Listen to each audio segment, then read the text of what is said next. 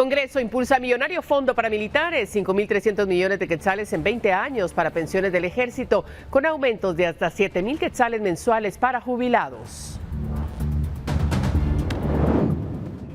Otto Pérez incumple pago millonario de 4 millones de quetzales por caso de cooptación del Estado y el Ministerio Público solicita revocar sus beneficios. El juez decidirá la próxima semana si regresa a prisión. Multitud enfurecida ataca a policías en Antigua creyendo que el alcalde se había disfrazado para evadir a la justicia. Mientras tanto, Asturias niega acusaciones y anuncia investigación por daños y disturbios.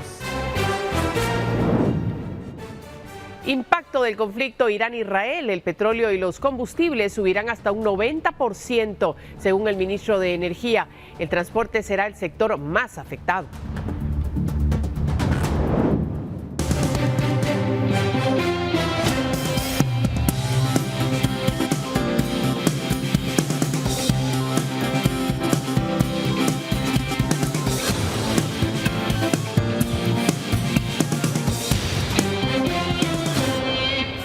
¿Cómo está? Buenas noches. Gracias por sintonizar esta hora la emisión estelar de Noticiero Guatevisión, noche de viernes, pero también noche de mucha información. Vale la pena estar informado de cara al fin de semana. Así es que empezamos de inmediato.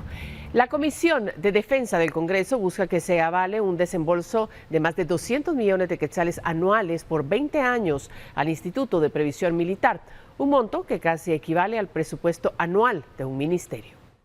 Hace semanas el Instituto de Previsión Militar planteó ante la Comisión Permanente del Congreso una propuesta para recibir durante 20 años un monto de 265 millones de quetzales anuales para aliviar sus finanzas, esto derivado de los retiros de cada año que se dan en el ejército y que pasan a ser jubilados. La propuesta quedó en discusión de los legisladores y esta semana la Comisión de Defensa, presidida por Cabal, acogió el planteamiento y lo materializó en una iniciativa de ley que ya fue presentada en la dirección legislativa a la espera de ser leída en el Pleno y pasar a una comisión de trabajo. De concretarse esta propuesta durante 20 años, el IPM recibiría alrededor de 5.300 millones de quetzales, casi el presupuesto anual que se asigna a carteras como el Ministerio de Comunicaciones. Adicional a los 265 millones de quetzales anuales, también se pretende incluir un aporte anual de 160 millones, aunque podría ser mayor de acuerdo con la incorporación de nuevos beneficiarios al régimen de previsión militar. Con estos recursos se pretende aumentar las pensiones de los jubilados para que tengan un techo de hasta 7.000 quetzales, mientras que para quienes devengan menos del salario mínimo se haga la compensación para nivelarlo y se alcancen los 3.973 quetzales con 5 centavos. En total son unos 7.000 jubilados. Que busca dotar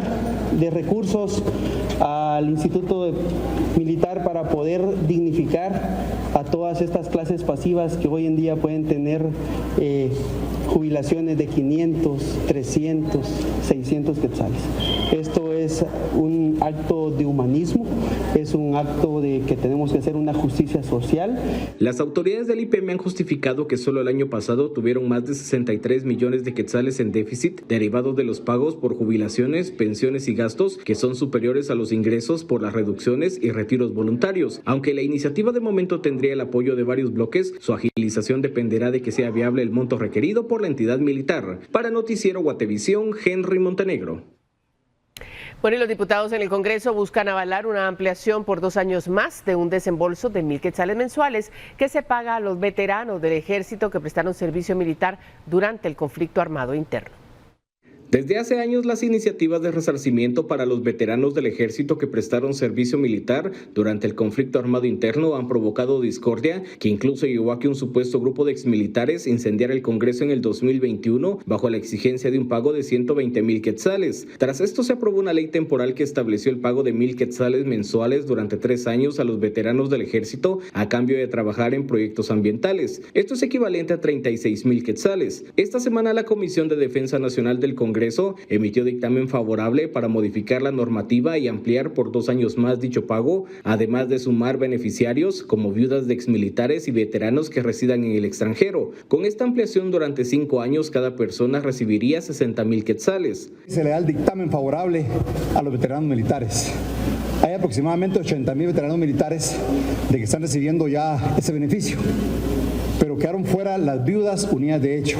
Y hoy la comisión nos dice, acá estamos, dándose dictamen favorable para que sean incluidas las viudas unidas de hecho, los que están en el extranjero Quedó también rezagado un tercer grupo.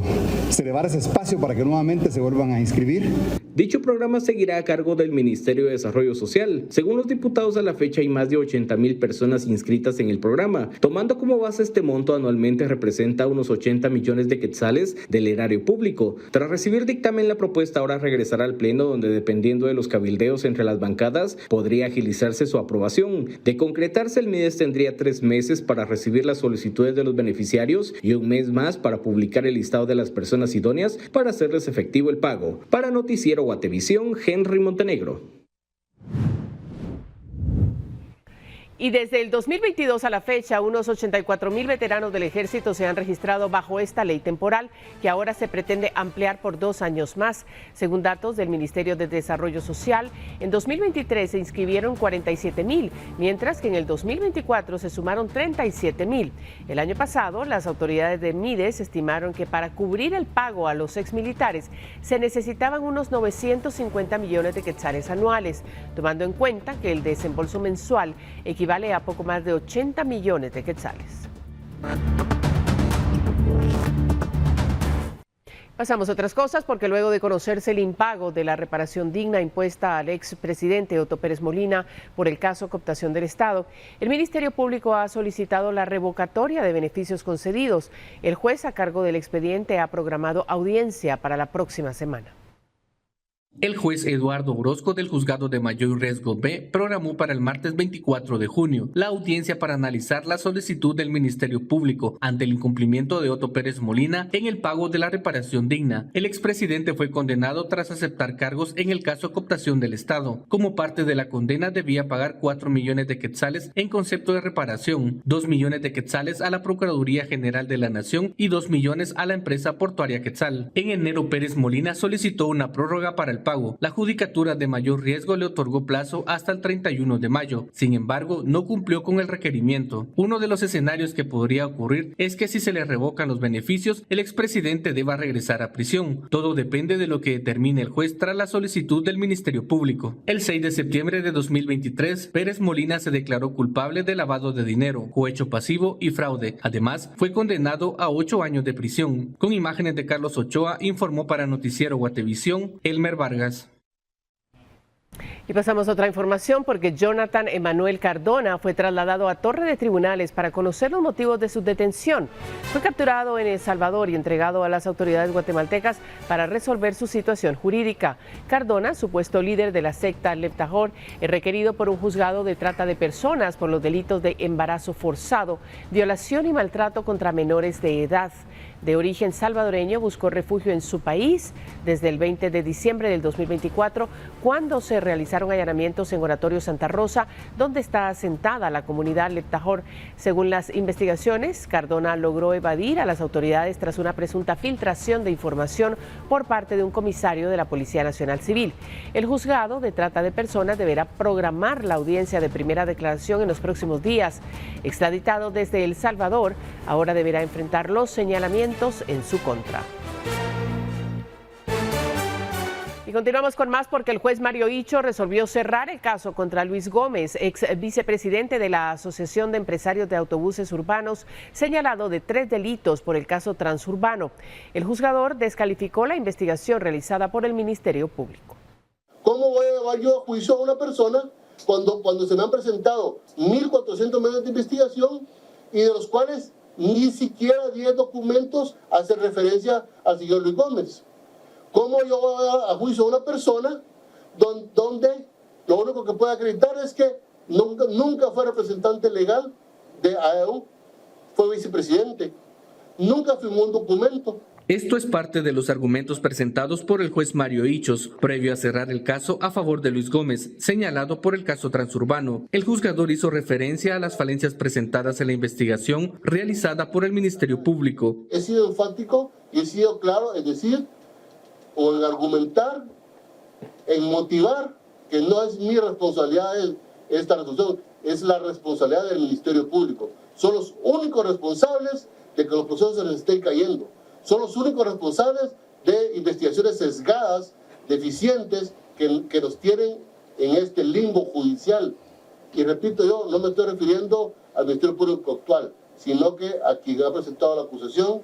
Pero si el Ministerio Público actual no toma las acciones pertinentes, sí serán completamente responsables de las acciones que podrían y deberían emprenderse en su contra. El juez, luego de analizar los medios de prueba, resolvió cerrar el caso a favor de Gómez y ordenó al Ministerio Público rendir un informe dentro de los próximos 30 días. El Ministerio Público tiene 30 días para rendir un informe si existen elementos de convicción o la necesidad de que este proceso sea enderezado en contra de otras personas. Y si no es así, tiene 30 días para que te indiquen no va a ser así, pero los procesos se le están cayendo por su responsabilidad. Gómez era señalado de lavado de dinero u otros activos, asociación ilícita y peculado. La investigación señala que se le otorgó a la Asociación de Empresarios de Autobuses Urbanos 270 millones de quetzales, esto para la implementación del sistema prepago para las unidades del transurbano, los cuales habrían sido sustraídos. Con imágenes de Carlos Ochoa, informó para Noticiero Guatevisión, Elmer Vargas. Y en otras cosas, una multitud de personas arremetió contra un grupo de elementos policiales en Antigua Guatemala, creyendo que entre ellos se encontraba el jefe edil que había asistido a un juzgado por señalamientos en su contra. Va disfrazado. Así fue el momento en que manifestantes esperaban en las afueras de un juzgado al alcalde de Antigua Guatemala, Juan Manuel Asturias, quien había declarado en un caso de corrupción en su contra. La multitud enardecida arremetió contra agentes de la Policía Nacional Civil, asegurando que entre ellos iba el jefe edil, supuestamente disfrazado con uniforme policial para salir del recinto. Durante el incidente, algunas personas lanzaron piedras y un vehículo resultó dañado. Tras el enfrentamiento, el alcalde se pronunció y negó haber salido del juzgado vestido de policía. Me solidarizo plenamente con todos aquellos agentes que sufrieron daños, insultos y sobre todo con quienes fueron cobardemente golpeados pensando que era yo por este grupo de delincuentes. Que les quede claro, a quienes orquestaron, participaron en estos actos, no nos van a detener, no nos intimidarán. Sabemos perfectamente quiénes son los responsables de estos delitos. Asturias dijo que los únicos que salieron del juzgado fueron agentes policiales y que las personas involucradas en los disturbios serán investigadas por las autoridades. Agregó que los responsables de los daños causados deberán responder ante la ley. Con imágenes de Emilio Chan, informó para Noticiero Guatevisión, Rosmery Ávila.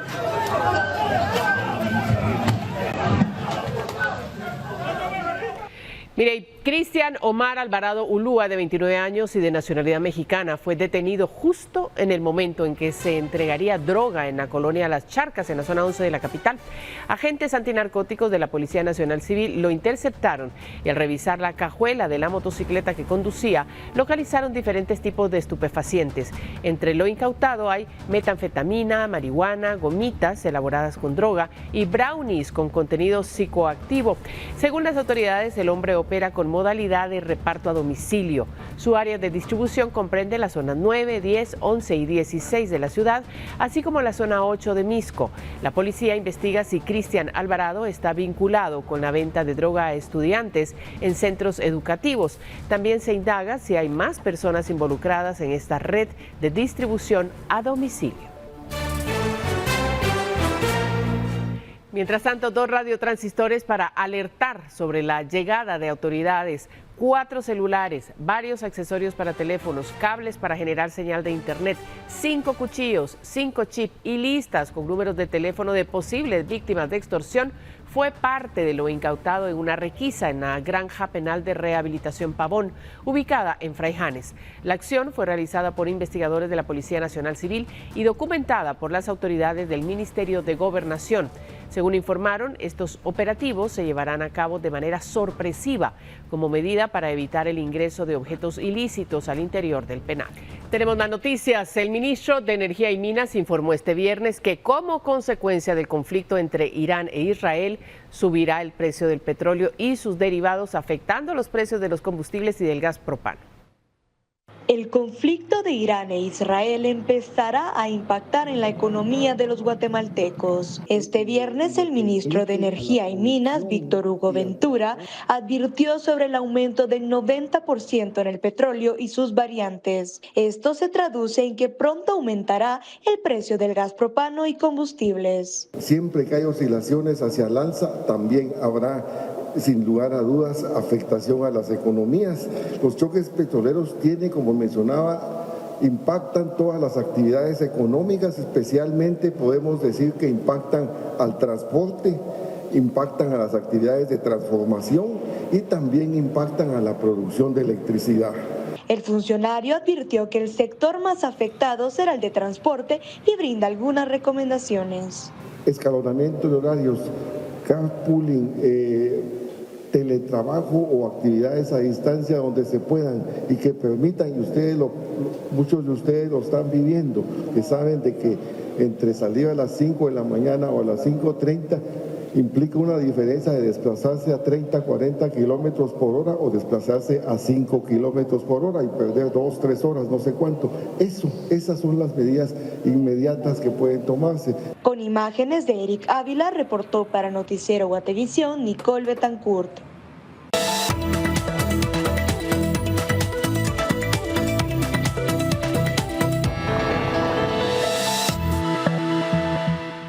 ¿Y qué le parece si seguimos hablando de dinero y de economía? Y para eso recibimos a Paula Osaeta. Paula, buenas noches. María Luisa, buenas noches. Hoy quiero contarles que las autoridades monetarias llevarán a cabo una nueva revisión del Producto Interno Bruto para Guatemala, luego de oficializarse que la Reserva Federal de Estados Unidos rebajó a 1.4% su proyección de crecimiento económico para 2025. Tras ese anuncio, las autoridades locales informaron que revisarán las cifras estimadas para el presente ejercicio. Se trataría de la segunda revisión de la política económica para Guatemala por parte de la Junta Monetaria, ya que el pasado 30 de abril se redujo el escenario central o núcleo a 3.8% en lugar del 4% que se había planteado originalmente. Y en otros temas te cuento que un estudio de CABI revela que la construcción y el desarrollo inmobiliario generaron más de 200,000 millones de quetzales en impacto económico durante el 2024. Además, el sector tiene potencial de expansión fuera del área metropolitana. La huella económica del sector de construcción y desarrollo inmobiliario asciende a 207,744 millones de quetzales anuales en la economía guatemalteca, equivalente al 23.7% del PIB para el 2024. Es decir, 1 de cada 5 quetzales en la economía guatemalteca está relacionado directa o indirectamente con esta actividad económica. El hallazgo se extrae del estudio de impacto económico de la construcción y desarrollo inmobiliario en Guatemala, presentado por Central American Business Intelligence. Este impacto, según el estudio, es superior al que generan las remesas familiares y exportaciones totales de bienes que ejecuta el país. Desde el 2023, la huella económica fue de 197,368 millones de quetzales. Dentro de esta huella se agregan aspectos como el consumo intermedio, remuneración de asalariados, excedente de explotación y el ingreso mixto bruto. Además, se agregan factores indirectos como el consumo de las familias, la reinversión empresarial y los impuestos indirectos. Según Ricardo Rodríguez, autor del estudio y director ejecutivo de CABI Economics, el informe distingue 2 componentes clave, la construcción y la venta de lo construido, sin incluir las obras de infraestructura vial. Rodríguez explicó que bajo esta clasificación, el sector no ha experimentado cambios drásticos en la última década y suele mantenerse con una participación de entre 11.5 y 12% del PIB.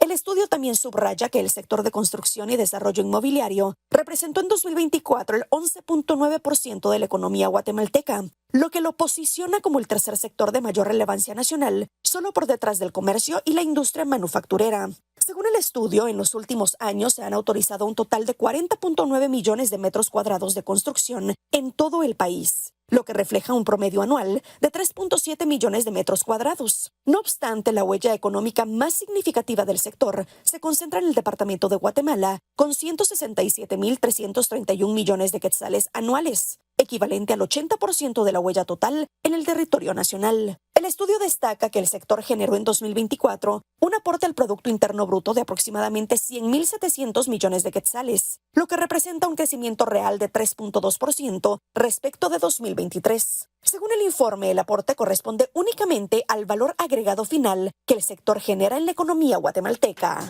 Y mire, hoy en Hablemos de Dinero quiero hablarles sobre ser emprendedor, y es que es una aventura apasionante, pero también puede traer mucho estrés y presión emocional. Por eso cuidar la salud mental y administrar bien el tiempo es fundamental para lograr el éxito y mantener el equilibrio personal. Es por eso que hoy le compartiré algunos hábitos esenciales. Cuide lo que da a su cuerpo. Una alimentación equilibrada, ejercicio regular y dormir bien son la base para mantener la energía y la productividad. Priorice el sueño. Dormir alrededor de 7 horas cada noche mejora su concentración y salud, ayudándole a evitar el agotamiento. Establezca límites claros en el trabajo. Defina horarios específicos para atender clientes y responder correos para evitar que el negocio absorba todo su tiempo. Desconéctese de vez en cuando. Tomar breves descansos y alejarse de las pantallas recarga su mente y se renueva. Y aprenda a decir no y delegue. Reconocer sus límites y distribuir tareas evita el exceso de carga y le permite enfocarse en lo que realmente importa. Adopte estas prácticas de autocuidado y mejorará su productividad. Recuerde que este domingo lo espero en la emisión dominical de Noticiero Guatevisión a las 8 de la noche. Hasta entonces, que descanse. Qué bueno que sigue con nosotros. Tenemos más información. Luego de que los bloqueos y tensión entre manifestantes y gobierno central con respecto a las licencias mineras, la gremial de recursos naturales de minas y canteras Grenat respondió a las denuncias en contra de una de las empresas agremiadas. La ministra de Ambiente y Recursos Naturales, Patricia Orantes, informó este viernes que durante las inspecciones realizadas por la cartera se encontraron caliacatas o excavaciones de exploración en los proyectos Santa Anita y Santa Anita II. Ambos proyectos no cuentan con licencias por parte del Ministerio de Energía y Minas. De los 10 proyectos inspeccionados desde 2023, 6 pertenecen a Río Níquel, subsidiaria del Central American Nickel, operando en la Sierra Santa Cruz, donde las comunidades han expresado preocupación por el impacto ambiental, especialmente en fuentes de agua. La ministra de Mar ha aclarado que la cancelación de una licencia no puede hacerse de un día para otro. Por eso, el 30 de julio se analizarán los hallazgos de las inspecciones y el grado de incumplimiento de las normas. Y el Ministerio de Ambiente se compromete a hacer 2 cosas. Una es analizar si el otorgamiento de estas 10 licencias, 8 son para exploración y 2 para explotación, si el otorgamiento de estas licencias dadas en 2023 siguió el debido proceso. Es el primer compromiso. El segundo compromiso, hacer un análisis de campo, una inspección al bosque donde están ubicados esos 10 proyectos, y ofrecemos que esa inspección de campo se haga acompañada de una comisión de representantes de las comunidades. Entre las irregularidades destacadas se encuentra que los documentos de cumplimiento no fueron traducidos al idioma quechí, sino solo al español, lo que genera un problema de accesibilidad para las comunidades de la zona. Por su parte, Río Níquel niega iniciar actividades ilegales y afirma que las caliacatas no constituyen explotación según la ley. Su director ejecutivo asegura que actúan dentro del marco legal y cuestiona el motivo de las denuncias. La empresa destaca que sus actividades son de bajo impacto y respetarán el proceso legal, recordando que la zona ha tenido históricamente actividades de exploración mineral. Con imágenes de Eric Ávila, reportó para Noticiero Guatevisión Nicole Betancourt. Bueno, siguiendo con la ronda de este viernes, la ministra de Ambiente también comentó sobre el reglamento de manejo de desechos sólidos y cómo avanzan los acuerdos con las municipalidades, especialmente con la de Guatemala. Hay que cerrar formalmente este capítulo importante y luego viene el proceso de reforma quirúrgica al reglamento de desechos. La ministra de Ambiente y Recursos Naturales, Patricia Orantes, confirmó este viernes que después de aproximadamente 5 meses de trabajo y mesas interinstitucionales, llegaron a un consenso las municipalidades, los recolectores y la cartera con respecto al reglamento de separación de desechos sólidos. La funcionaria asegura que es un logro haber llegado a este resultado, luego de la tensión que se suscitó entre los los involucrados, que llevó a los recolectores a bloquear varios puntos de la ciudad en manifestaciones de su descontento. Ahora el MAR asegura que todo queda en manos de las municipalidades. Entonces eso va a ser una decisión de las propias municipalidades. Estamos ahorita decidiendo un poco cómo vamos a darle un bonito cierre donde todo el mundo esté tranquilo, pero estoy contenta de que ya cumplimos todos los compromisos que firmamos de manera informal. Tenemos que formalizar ese cumplimiento y decirles, aprovechar que realmente son muchas municipalidades, extrañamente o contraintuitivamente, mucho más rurales, que están avanzando mucho en el tema de la separación y el manejo responsable de los desechos y empezando a tener un impacto en descontaminar los territorios, que eso era lo que queríamos, que la cosa se empezara a mover para empezar a descontaminar los territorios. Así que en el Ministerio estamos trabajando con decenas de municipalidades y eso es una buena noticia para el país. Con imágenes de Eric Ávila, reportó para Noticiero Guatevisión, Nicole Betancourt. Bueno, y nos vamos a Xela porque este viernes se reportó que desconocidos hicieron pintas de grafitis en el Teatro Municipal de Quetzaltenango. Las autoridades municipales señalan daños al patrimonio cultural y piden que se investigue el caso. Autoridades municipales reportaron actos vandálicos en el Teatro Municipal de Quetzaltenango. Un grupo de personas desconocidas pintó con grafiti algunos muros de este recinto histórico. No, esto sí es algo bastante complicado y delicado. Se tiene que estar el proceso y va a llegar a las instancias que tiene que llegar. ¿Por qué? Porque esta situación, estamos hablando de patrimonio cultural y obviamente como quetzaltecos es un ícono de nuestra ciudad. Los quetzaltecos rechazaron estas acciones y exigen a las autoridades mayor seguridad. Claro, ahí sí que le duele a uno el alma, ¿verdad? De ver que en lugar de construir, destruyen. Pero les repito, yo supongo que es gente que no es quetzalteca, definitivamente. Esa es una cosa que siempre ha faltado, ¿verdad? Que no aprecian lo que tenemos pues como Quetzaltenango y que nos ha distinguido. Les repito, ¿verdad? Somos del centro de la cultura y lamentablemente no aprecian las autoridades, ignoran completamente lo histórico, lo lindo de los edificios y no hay seguridad, definitivamente. Estos actos vandálicos se han denunciado al Ministerio Público para que se investigue el caso, reportó Lucero Zapalú.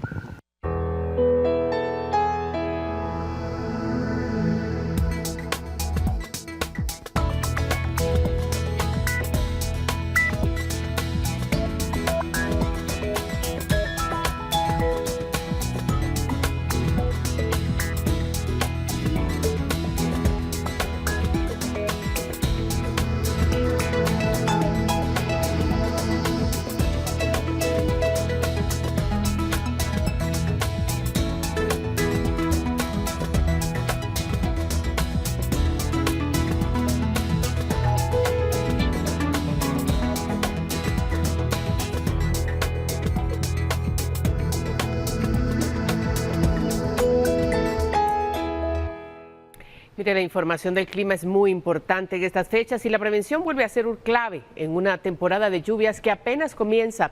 Las precipitaciones siguen dejando huella y cada día más departamentos, hogares y familias se ven afectados.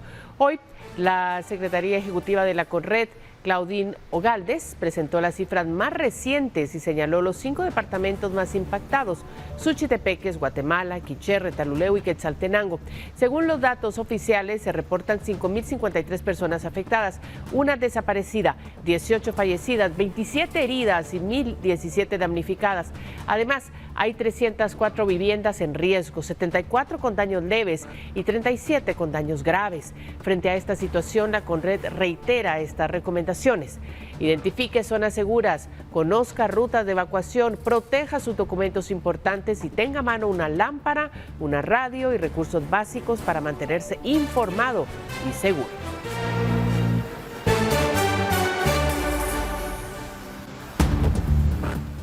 Recuerde, siempre precaución, pero vamos a cambiar el tema porque atención a todos los escuinclecos. Si desea aprender a tocar marimba, la Escuela Municipal de Arte impulsa un curso totalmente gratuito. Este se realiza en las instalaciones del edificio San Sebastián y los cursos se imparten los viernes y los sábados. Estos cursos de marimba, aparte de ser gratuitos, están dirigidos a niños, jóvenes y adultos. Las clases son los días viernes de 9 a 12 y por la tarde de 14 a 17 horas, en tanto que los sábados es de 8 a 12 y por la tarde de 14 a 16 horas. La marimba es un instrumento muy versátil, se puede interpretar cualquier tipo de género musical. Es un instrumento que no tiene límite de edad para el aprendizaje. Niños, jóvenes y adultos pueden aprender. No hay una barrera o un límite para poder iniciar el proceso de enseñanza y aprendizaje del instrumento. Entre los requisitos para estos cursos está saber leer y escribir, llevar fotocopia del certificado de nacimiento, fotocopia del DPI de ambos lados del padre, madre o encargado y sobre todo el deseo de aprender. Muchas piezas tienen el nombre de lugares muy reconocidos, lugares que tienen mucha historia, y la marimba es el instrumento por el cual expresa toda esa belleza en sus notas, en sus paisajes sonoros, y es así como es muy importante dignificar la marimba. Hacemos una invitación a todos los escuinclecos que desean aprender no solo a tocar un instrumento, sino que aprender parte de nuestra cultura, que se puedan abocar a las oficinas correspondientes, poderse inscribir y poder participar en este curso, que no solamente pues, es enseñar a tocar un instrumento, sino que también a valorar algo que es muy propio, que es la marimba. Para Guatevisión, Carlos Paredes.